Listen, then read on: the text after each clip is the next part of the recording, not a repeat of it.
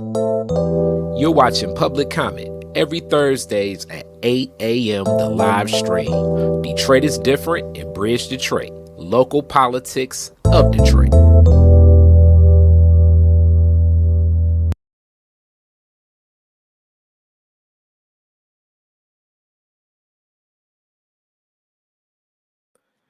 All right, all right. Welcome back to Public Comment. This week, we're talking about local politics in Detroit, always municipal government. So, a lot of city council stuff and all of that stuff. And you're here with Public Comment. Kari Frazier of Detroit is different. And also, Brother in Arms and somebody that does a lot of cool stuff with Bridge Detroit. Malachi Barrett. How are you, Malachi? Good morning. I got to find some more cool stuff to do, man. I don't know. I don't know if I do cool necessarily.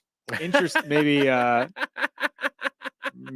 readable, digestible. I don't know about cool. I'm saying cool because you're usually on the pulse of a lot of history and where it intersects with a lot of stories. So that may be the nerd in me connecting to some things. And even with coming in cool this time, the first story is talking about something that is always a fan favorite of all Detroiters and young people alike, and that's the Giant Slide and Belle. So I do consider that cool. So Belle attendance is up, as you all see from this report, and some of the information they have from even from year to year, but definitely from 2015. And the Giant Slide. That's the cool factor. The Giant Slide is returning. We remember the whole video that GMAC Cash had, and it went viral enough for him to get on to Jimmy Fallon and everything. And people was like, "Look at GMAC on TV." But the the state's reopening of the Giant Slide definitely had a couple more problems than expected, as the slides and the bumps was a whole lot more than what was expected, and a lot was, I guess, re-engineered with like a new surface. And You know what's funny about that? Do you know why it was too fast? I have no idea. It was wax.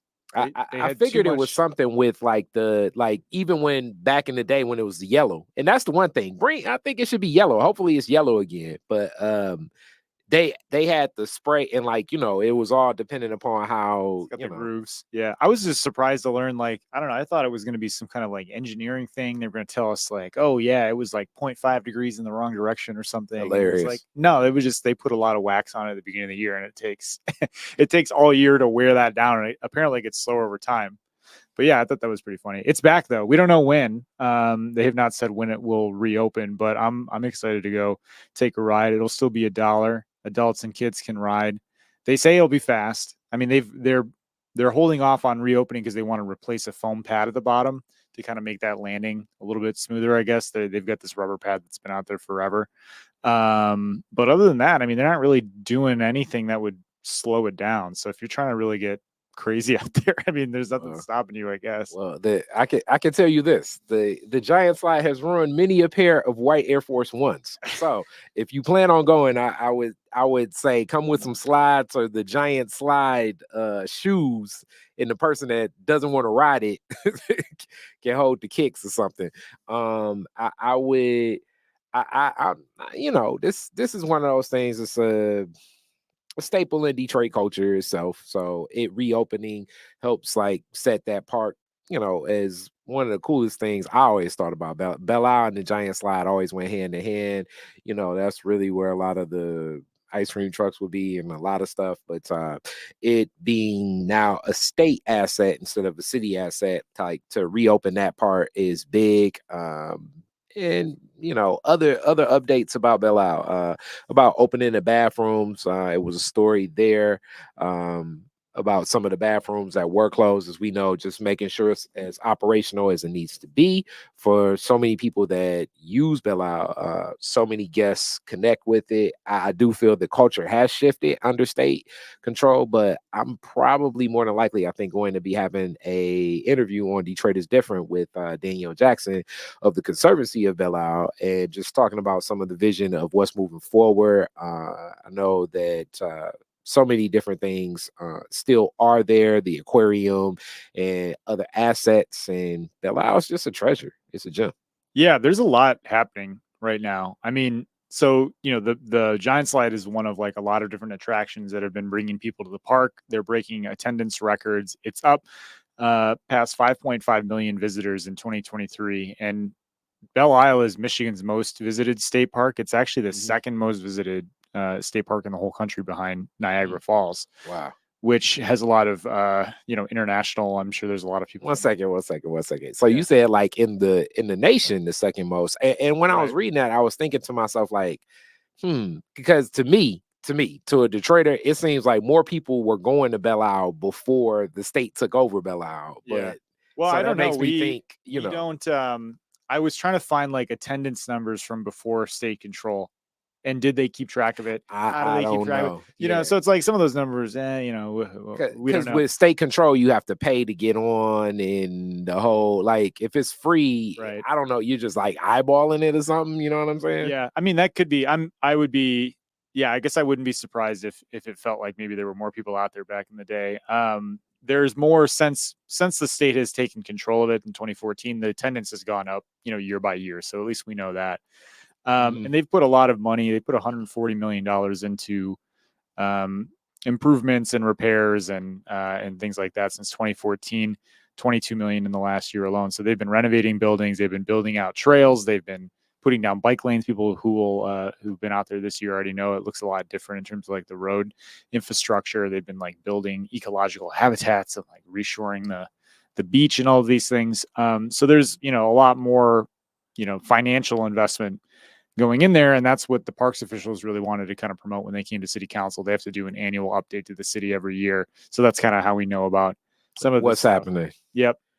So, Oh, one thing I should note though, like 80% of the streetlights out there have gone out. and you were talking about Just that kind of nuts. with the solar street lights, Mhm. and that's definitely a discussion that I would love to actually expand on that and connect you with Solidarity to talk about that and that work, because it's also being said in other spaces, and even if it's still operable, like the footprint of it.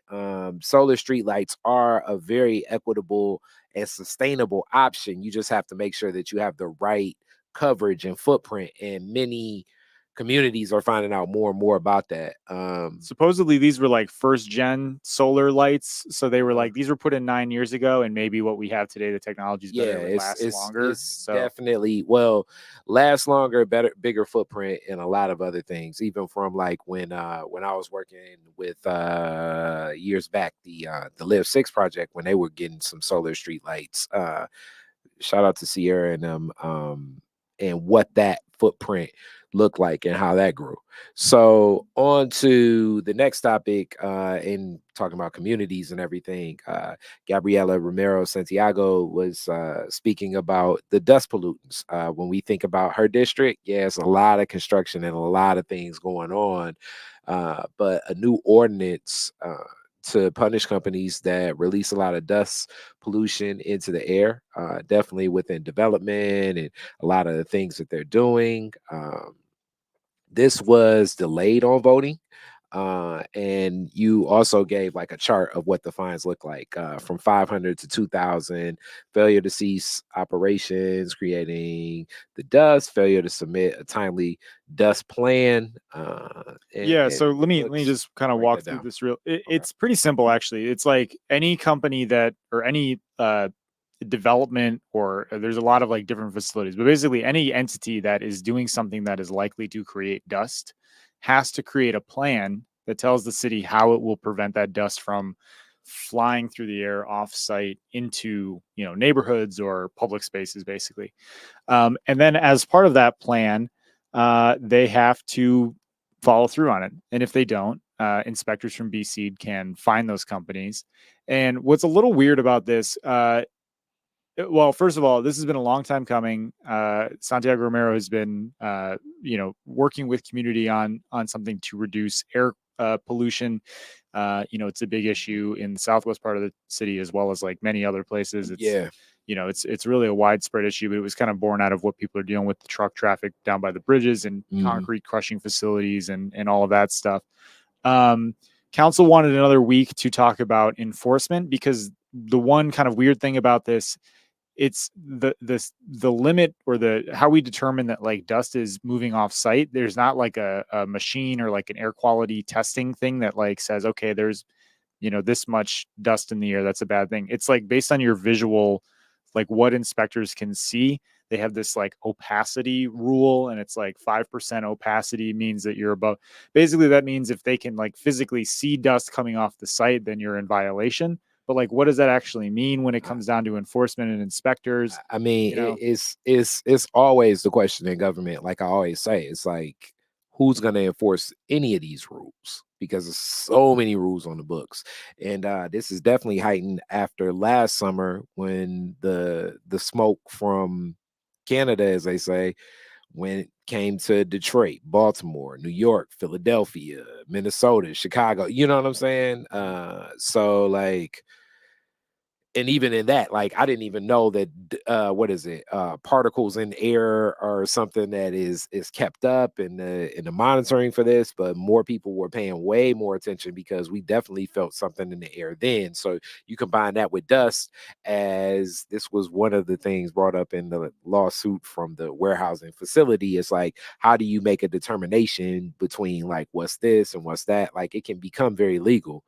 In my mind, there will be some obvious developments where they're going to be digging into the dirt. And as we talk about that, DTE is almost like tearing up every street I turn down, connecting to different things. Or, like it's so much construction over here on the west side. Like, would that be applicable to the construction sites that are connected to like government maintenance too? But I mean, who knows? Because I could definitely tell you, like most of the streets in my neighborhood right now, and I'm talking about like from when we go up like Dexter, 12th Street, a lot of just the side streets and whatever's being done to dig up the power lines and the power grid and what's happening with the water companies and things like that.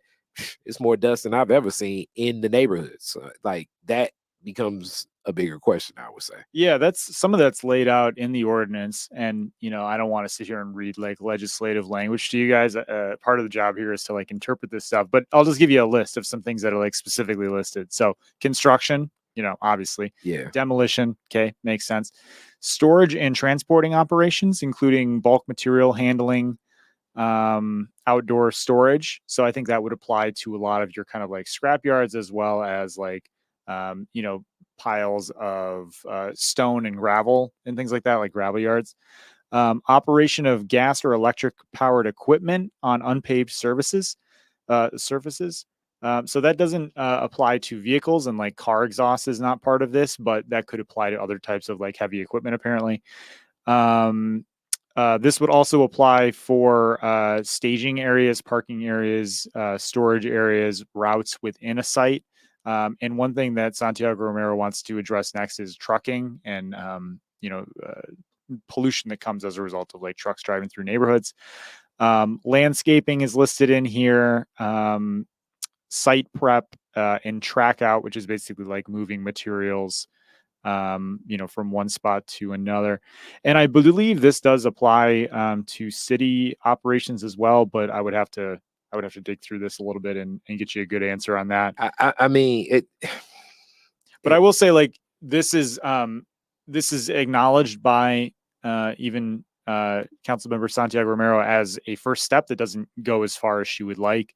The fines for this are going to go back into the city's general fund. So just kind of, the big pot of money that the city uses for everything.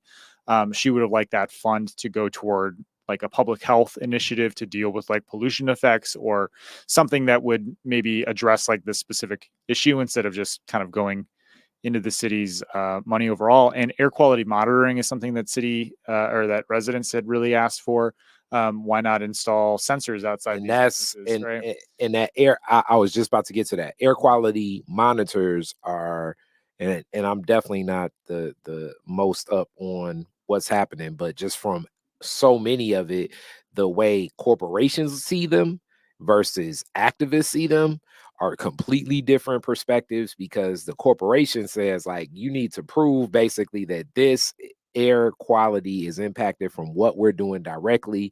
There's so many cars, the freeway, the sky, you know what I'm saying, like chemtrails. Like it's a hell of a discussion. I'm definitely thinking that the legal argument will come into play with this, but it's a great start. And as we speak of different legal arguments, also Letitia Johnson is speaking about so many liquor stores and liquor licenses throughout the city of Detroit that so people understand the state of Michigan grants a certain amount of liquor licenses to different municipalities, townships, or towns that are, well, townships, municipalities, and what else, villages that are chartered through the state of Michigan, and it's based on population, and our population numbers have dipped, but our liquor licenses are staying the same. So this is something that Letitia wanted to speak to about the overflow and beyond Detroit's quota.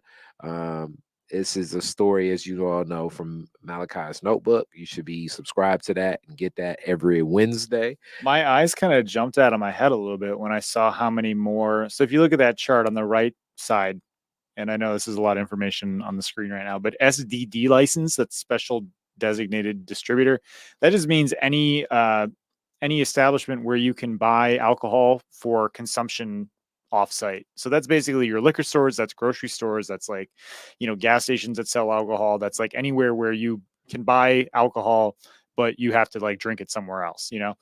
And we've got like twice as many as we're allowed. And you look at that number and you're like, oh my God, how are they like allowing this to happen? Well, it really is based on the population rule. When we were a much larger city, we were allowed more licenses.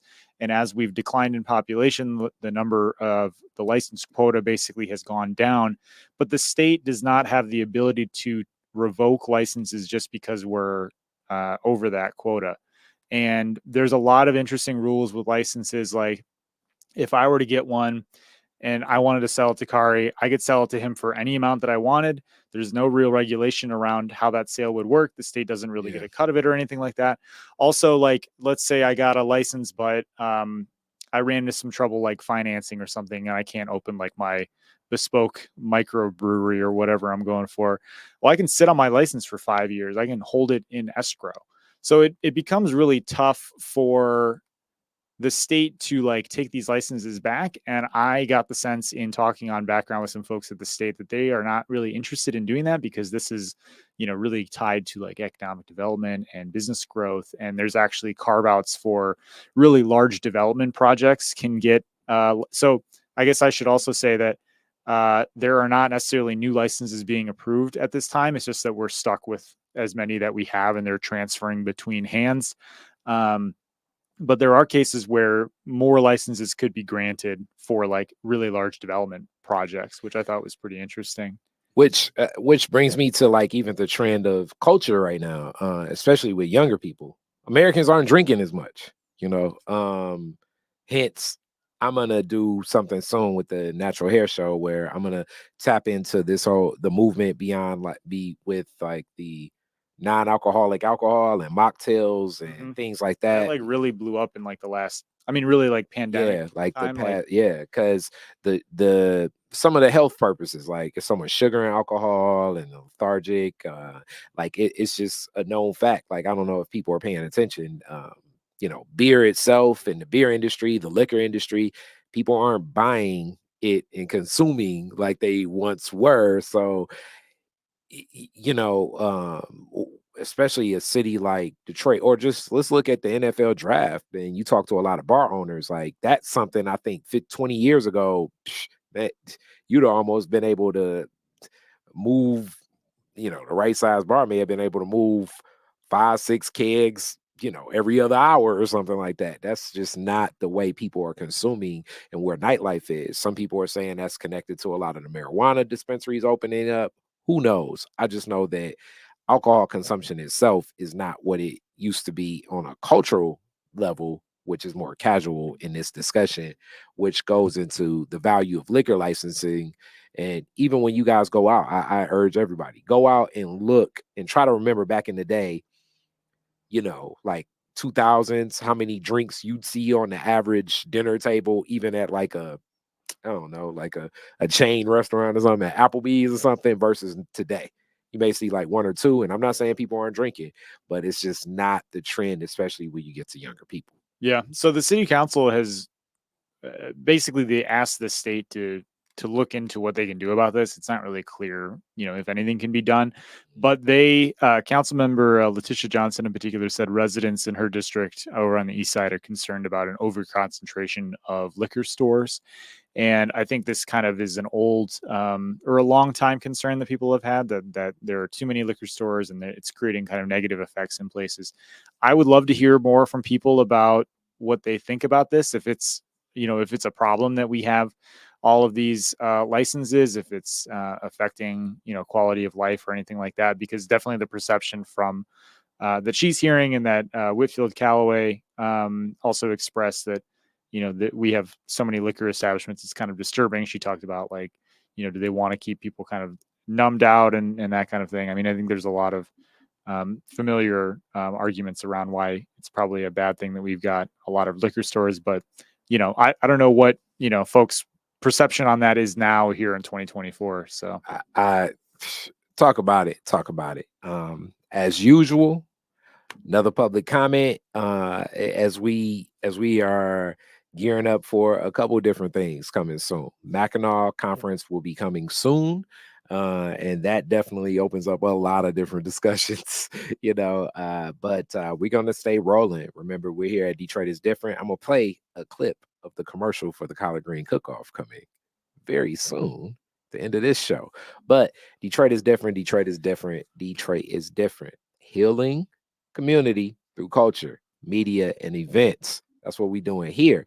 And brother in arms on this project, Mr. Malachi, what's happening over at Bridge? Bridge Detroit, we are a nonprofit community newsroom responsive to you and trying to fill the information gaps that are out there. That's why this notebook exists, why this weekly free newsletter exists, so that we can fill you in on things that are going on at City Council that nobody, including myself sometimes, has time to sit and watch. And it's all free, man. Sign up. bridgedetroit.com. You can get our free email newsletters. You can also read all of our news. These are extended stories. So if you don't like listening to me and Kari talk, which Hilarious. you should, feel free to read. And that's all out there. bridgedetroit.com. All right.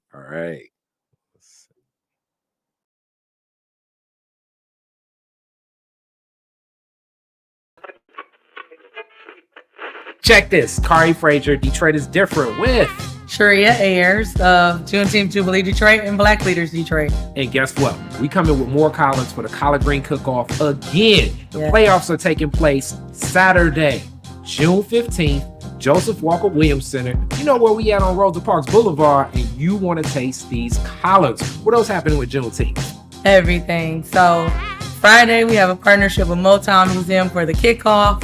Saturday, we are celebrating life and liberation for life, because you cannot have liberation without healthy liberators. And then Sunday, we have our partnership with a number of organizations at the Eastern Market. So it'll be a full Juneteenth Freedom Weekend. I know, but you want some cornbread. You want to be taking a shot of some pot liquor. And guess what? We also have Darius Twyman. He coming in with all types of inspiration and praise. But the number one thing, you want to see who cooked these the best. And also, we talk about growing them the best. Yes. And not just in our hand, they're going to get in your stomach. Come on out, the collard green cook-off layoff, June 15th, Saturday, June 15th. Be there, Joseph Walker Williams Center. Check the bottom, lower third for the times and all that stuff. But sign up today.